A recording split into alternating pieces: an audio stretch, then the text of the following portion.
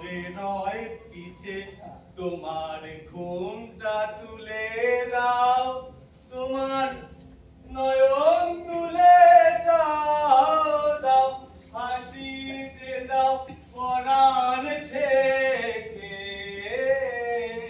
কেনে মোর স্বপন তরীর নে।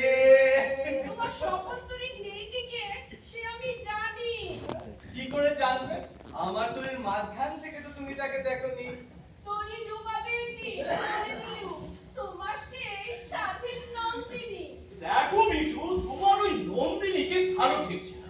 কেন, সে কি করেছে? কিছুই করে না, তাই তো খটকা লাগে। এখানকার রাজা খামোকা ওকে আনলে কেন? ওর রকম সকম কিছুই বুঝিনি। যাই বলো বিশ্বজ্ঞান, এখানে ওকে কেবল অষ্টপ্রহর সুন্দরী গোলা করে বেড়ায়, এ আমরা দেখতে পারি। আমরা বিশ্বাস করি সাদা মোটা গোছের চেহারা বেশ বেশ ওজনে ভারী। যক্ষপুরীতে ওই সুন্দরের পরে অবজ্ঞা ঘটিয়ে দেয়, এইটাই সর্বনেশে। নরকেও সুন্দর আছে, কিন্তু ওটা সেখানে কেউ বুঝতেই পারে না। নরকবাসীর সবচেয়ে বড় সাজা তাই। হ্যাঁ, আচ্ছা আচ্ছা, বেশ বেশ, আমরা যেন মূর্খ, কিন্তু এখানকার সর্দার পর্যন্ত ওকে দু চোখে দেখতে পারে না, তা তুমি জানো? আচ্ছা দেখো তোমরা, দেখো বলছি, ওই ওই সর্দারের দু চোখের ছোঁয়ার জন্য আবার তোমার না লেগে যায়, তাহলেই হলো। এই আমাদের থেকেও তোমার দু চোখ লাল হয়ে উঠবে বলে দিলুম। ঠাকুরা, তুমি কি বলো? হ্যাঁ, সত্যি বলবো ভাই, নন্দিনীকে যখন দেখি না, তখন নিজের দিকে তাকাতেও লজ্জা করি। আমার অসুখে কথা বলতে পারি রে, বুঝলি? বিশু ভাই, ওই একে দেখে তোমার মন খুলেছে, সেই জন্য দেখতে পাচ্ছ না ও কি অলক্ষণ নিয়ে এসেছে। বুঝতে বেশি দেরি হবে না, বলে রাখবো। ও বিশু, হ্যাঁ, তোমার ব্যায়াম কি বলে গেল? কি বলে? তোমার ব্যায়াম বলে আমরা আমরা মদ খাই কেন? মদ খাই না। স্বয়ং বিধির কৃপায় মদের মারাধ্য জগতের চারিদিকে, এমনকি তোমার ওই চোখের কটাক্ষে আমরা আমরা আমাদের বাহু দিয়ে কাজ জোগাই, আর তোমরা তোমাদের বাহু দিয়ে মদ জোগাও। জীবলোকে মজুরি করতেও হয়, আবার মজুরি ভুলতেও হয়। ওই ওই মদ না হলে ভোলাবে কিসে? হ্যাঁ শুনি। তাই বই কি তোমাদের মতো এই জন্ম মাতালের জন্য বিধাতার দয়ার অন্ত নেই, মদের ভাণ্ড পুকুর করে দিয়েছে। একদিকে একদিকে ক্ষুধা মারছে চাবুক, তৃষ্ণা মারছে চাবুক, তারা তারা জ্বালা ধরিয়েছে, বলছে কাজ কর কাজ কর। একদিকে একদিকে রোদের সবুজ মেলেছে মায়া, বনের সবুজ মেলেছে মায়া, তারা তারা নেশা ধরিয়েছে, বলছে ছুটি ছুটি ছুটি।